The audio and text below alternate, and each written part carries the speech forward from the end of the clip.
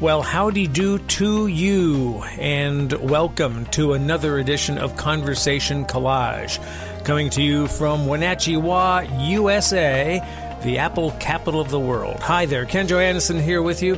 Got a good show for you this time. If you are a television watcher or a streaming service person, you're going to want to listen to this because we've got some good viewing choices for you. And I'll refer back to our very first edition of this podcast, and which you can still check out, by the way, if you go to your favorite podcast platform or the one you're currently listening to this on. Scroll back down to the very first show. Our very first guest, Nick Bullen from True Royals TV. We're going to speak with him again because they've got something very interesting that you can stream that has just been premiered on that service, and we'll talk about that a little later on. But first off, we're going to start with BBC America. If you have that channel on your either cable or your streaming service, you will notice something different there on Saturdays, and this just began on November the 2nd. They've taken all their Saturday programming and thrown it out the window, and they have replaced it with what they're calling a micro network, and they're calling it Wonderstruck. What it is a 24-hour block of wildlife and nature programming, and they're going to do this every Saturday. And there has been some research done that has prompted this decision. And we talked about both Wonderstruck and the research with Courtney Thomasa, who is the executive director of BBC America, and Susan Kresnicka, who is a cultural anthropologist and who helmed this study that led to the formation of Wonderstruck. And we caught up with them recently. And I take it you're both in L.A. or New York? We are bi-coastal this morning. Yes, we are. Really? I'm in L.A. Mm-hmm. You're in L.A.? Susan's calling in from L.A. I'm calling in from New York City. Okay, well, nice to have you on board.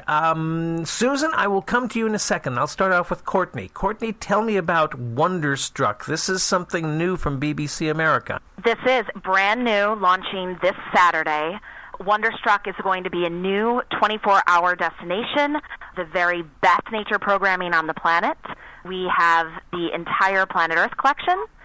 We also will be airing all kinds of inspiring content around that programming based on findings that we learned from a study we did with Susan this year. I'll ask about the study in a second. Where did the idea for for Wonderstruck come from? You know, what's interesting, BBC America has been airing nature programming for about a decade, and a few years ago we saw this incredible renaissance around this genre with the launch of Planet Earth 2 and then Blue Planet 2 in successive years. Both sort of broke multi-year ratings records, won all kinds of awards and critical acclaim, and just felt like they were newly relevant in the world in a way that almost surprised us. And we knew there was tremendous demand for the programming from our viewers, but we really wanted to understand sort of why. Why was this programming resonating now? What were viewers getting from it? And is there something bigger that we could do around the programming by understanding those benefits? So that's when we brought in Susan and conducted this study to really answer those questions. Okay, we'll bring in Susan now. Susan, what were you trying to find out with your studies here? Yeah, we were really trying to figure out what are the benefits that people may receive when they watch this type of nature content.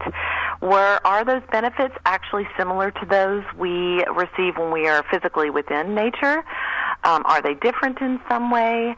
And what potentially was this doing for people such that it was connecting so deeply with people? And then I think we were also curious as to how those benefits might be relevant at this particular cultural moment. So that's what we were setting out to learn. And what did you find out? We learned that, indeed, the benefits we receive from this kind of content are quite similar to those we experience more physically in nature. What we did, it wasn't just a survey. We actually gathered feedback from viewers right after they finished watching this kind of content, but within their own everyday lives. They weren't in some sort of a research facility or anything like that. We had them talk to us right after they finished watching it in their own lives, on their own time, and we asked them how they were feeling after and what it left them thinking about, and a whole set of questions about the experience. And we learned that after they finished watching nature content, they had this whole host of positive emotional benefits. They felt much more relaxed. They talked about a heightened sense of gratitude. They showed a reduction in anxiety, quite a considerable one, in fact. If they had begun the viewing experience in an anxious state, the vast majority reported a reduction in their anxiety. They also reported decreased loneliness, like all kinds of really interesting and positive emotional benefits. And beyond that, they also talked about this really important sense of connection to the world more broadly, of feeling this sense of being small and compared to this vast, grand universe of ours, and having this moment of feeling kind of small and humble comparatively, and feeling all the more connected to the world and nature and the planet and other people as a result. Interesting. So then going back to Courtney. Courtney, how do you use this to shape programming for a network or a micronet as this is being called? Yeah, I mean, it's hard not to be inspired by those results. So what we did was rethink how we could create an environment and present these incredible programs to viewers that would really, really enhance and provide inspiration to our viewers. So the idea came, let's actually dedicate an entire day of the week to this programming, and let's design an on-air environment with pieces of creative that really tap into those benefits.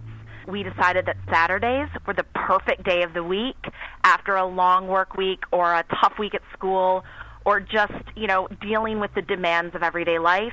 How wonderful to have a destination that you could turn on every Saturday and be fed these incredible stories from around the world, highlighted with custom creatives that our team are producing that really allow viewers to travel, reduce anxiety, feel inspired. If you turn on Wonderstruck at 6 a.m., right when BBC America turns into this new environment, you may get to experience sunrise in Africa alongside an elephant taking a bath. If you turn in the afternoon, you might travel to Panama, where you see a sloth taking an afternoon swim in his lagoon. And we've also peppered the air throughout the day with something called ASMR pieces. ASMR stands for Autonomous Sensory Meridian Response. It's just a fancy word for the goosebumps you get sort of on the back of your neck when you see something that's really inspiring and really deeply relaxing. So the on-air environment for Wonderstruck will be like something you've never seen before. It's beautiful and calming and inspiring, and we think it's the kind of destination and the kind of environment that really people will want to turn on and just leave on all day. So then let me understand this. BBC America is a network that goes 24/7, but on Saturdays it will turn into Wonderstruck, correct?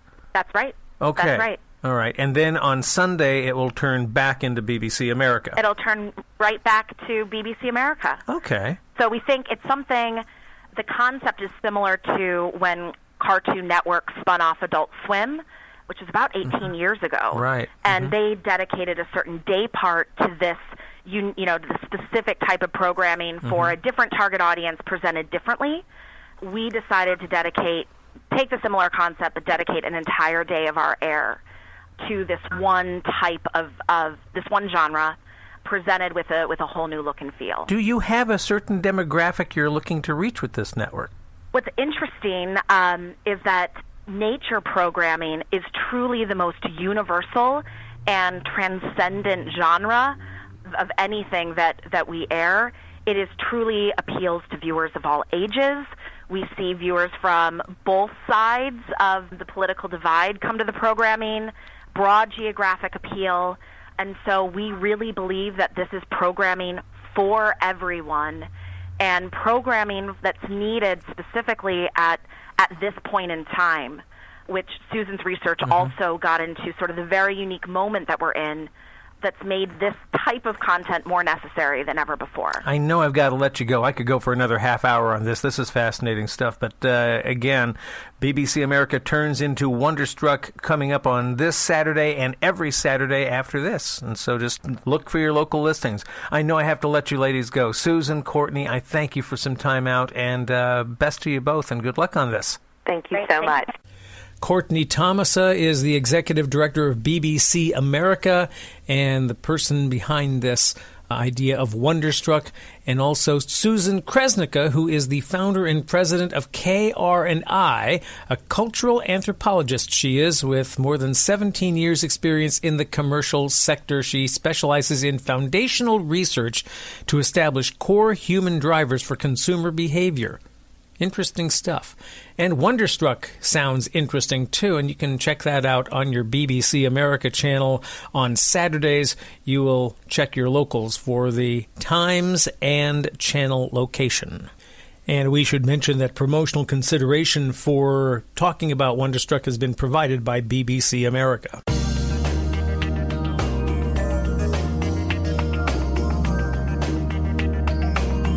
Conversation Collage continues. It's number 16 in our series of podcasts. And as I mentioned at the beginning of the show, if you go on that podcast platform page and you scroll all the way down to the bottom, you'll find Conversation Collage numero uno. And if you listen to that, you will hear our very first guest, whose name is Nick Bullen. And he is the person behind True Royals TV. And we spoke with him about the beginning of True Royal TV, which had just been launched when we started our podcast. Well, Nick Bullen is back, and he is back with a exclusive documentary that True Royals TV has done on Meghan Markle. Yes, the Duchess of Sussex. And it has an interesting title, Meghan for President? Apparently there are some rumbles that she has more in mind for herself than just being the Duchess of Sussex. She's got higher, loftier ambitions in mind, and this documentary draws on exclusive interviews and rarely seen footage to explore this. And we talked about all of this with Nick Bullen, the Royals expert and documentary filmmaker and the main driver behind True Royals TV, to talk about Meghan for President. Hi, Ken. Thank you for having me on the show. Welcome back. You were the first guest we had on our podcast, and so we thank you. I think you got us off to a really good start, so it's really great to have you back. Well, thank you for having me back. I'm glad I didn't disgrace myself. No, not at all. Not at all. Let's get started talking about True Royal TV. How's it been going since it launched in May, right? Yeah, well, you've been very kind for having me back on the show. It's been going incredibly well. We've expanded the library of programs, so there's now over 400 hours of royal shows, from the secrets of the royal servants to the royal pets to stories of murder and intrigue in royal families across the world, and then great documentaries with the royal family themselves, whether it's Camilla doing her first ever documentary, she's going to be the next queen when Charles becomes the king. Right. And then, of course, there's all the great stuff on the young royals with Meghan and Harry and Kate and William. So it's going really well, thank you. I'm glad to hear that. So now we've got this new documentary coming out here, Meghan for President. So where did the idea for this one come from? Well, Meghan for President is an idea that we had after talking to some journalists in America, actually. We were doing an interview for True Royalty, and they sort of said to us that the British press were using words like focused and driven and ambitious about Meghan, but in a derogatory way. And this American journalist said to me, but here in the States, these are great things, to be focused and driven and ambitious. These are all good things. Why are you guys being so negative? And it made us think, that's absolutely right. Let's take a look at Meghan from a very positive angle and say, what does she want to do with her life, and where does she want to go, and where does she come from? So it started off really about, does she want to take the Duchess role further? Will she become a humanitarian ambassador like Angelina Jolie? Or is there more? And as we researched it, we realized that actually her ambition could take her the whole way. She could go to highest political office. She's very interested in politics. She's surrounded by a very powerful group of women, Oprah Winfrey, Michelle Obama,